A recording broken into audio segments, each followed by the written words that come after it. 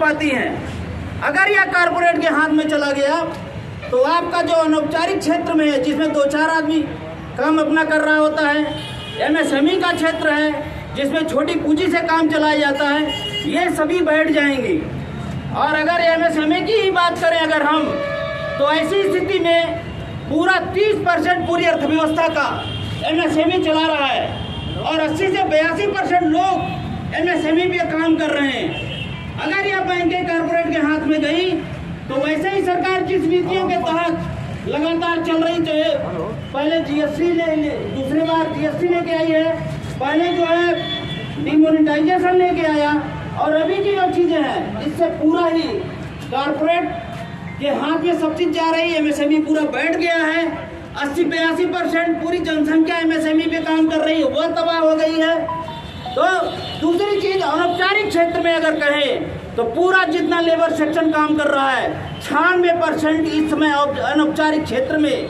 मैं संजीव मेहरोत्रा, महामंत्री Bareilly trade union federation. Sir क्या है ये 16 और 17 दिसंबर को बैंकों की देशव्यापी हड़ताल, जो सरकार की नियत राष्ट्रीयकृत बैंकों को निजी क्षेत्र में ढकेलने की है। सरकार संसद में एक बिल ला रही है, banking amendment bill, banking law amendment bill. हम उसका विरोध करते हैं और 16-17 को पूरे देश के समस्त कर्मचारी हड़ताल पर जा रहे हैं। अगर सरकार फिर भी नहीं मानी और नहीं चेती तो हो सकता है देश के लोगों को, देश की जनता को एक लंबी अनिश्चितकालीन हड़ताल देखने को मिले। राष्ट्रीयकृत बैंकों में चूँकि जनता की निधि जमा है, जनता का पैसा जमा है, और इससे पहले जो प्राइवेट बैंक हुआ करते थे वो जनता की निधि लूट कर भाग जाते थे, इसीलिए बैंकों का राष्ट्रीयकरण किया गया है। उसकी सुरक्षा, उन्हें बचाने का काम बैंक कर्मचारियों का नहीं, जनता का भी है। हम चाहेंगे कि इस आंदोलन में जनता जुड़े और बैंकों का जो राष्ट्रीयकरण है उसे बचाने के लिए निजीकरण के विरोध में उतरे। Dinesh Saxena, United forum of bank union Bareilly unit का कन्वीनर। क्या कहना चाहते हैं? मैं ये कहना चाहता हूँ कि सरकार जो है इस बैंकों के निजीकरण का बिल लेकर आ रही है, हम लोग उसका विरोध करते हैं। पहले ये सरकार इस बात पर आमादा थे कि हम बैंकों की संख्या कम करेंगे। बैंकों के इन्होंने पहले स्टेट बैंक के अंदर 8 बैंक मर्ज कर दिए, उसके बाद बैंक ऑफ बड़ौदा के अंदर 2 बैंक मर्ज किए, उसके बाद 10 बैंकों के 4 बैंक बनाए।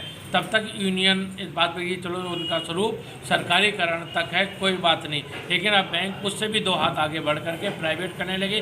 जबकि इतिहास गवाह है कि इस देश के अंदर प्राइवेट बैंकों से ज़्यादा जनता का पैसा किसी ने भी नहीं हार पा। और जब प्राइवेट बैंक फेल होते हैं तब ये सरकारी को दे देते हैं कि भाई चाहे जितने भी यहाँ बरेली कार्पोरेशन बैंक हो, काशीनाथ स्टेट बैंक हो, बनारस स्टेट बैंक हो, इनको सरकारी बैंक में मर्ज कर दिया। और जब सरकारी बैंक प्रॉफिट में आ जाते हैं तभी इन लाला लोगों को निजीकरण की पूंजी में दे देते हैं। हम इसका विरोध करते हैं क्योंकि हम ये लड़ाई हमारे आज अपनी लड़ाई नहीं है, अपने लिए लड़े। हमें कोई आज उसमें कोई बढ़ोतरी नहीं चाहिए सैलरी में, कोई हमें अपने लिए लड़े। हम आज इस बात के लिए सड़क पर उतरे हुए हैं कि आम आदमी का पैसा जो नेशनलाइज बैंकों के अंदर सुरक्षित है, आज भी आदमी 80% अपना पैसा नेशनलाइज बैंकों में रखता है, अपने आप को सुरक्षित में। जो आज वहीं अगर सुरक्षित नहीं रहा तो आज हम लोग उसके लिए उतरे। रविंद्र कुमार। सर क्या कहना है बताइए?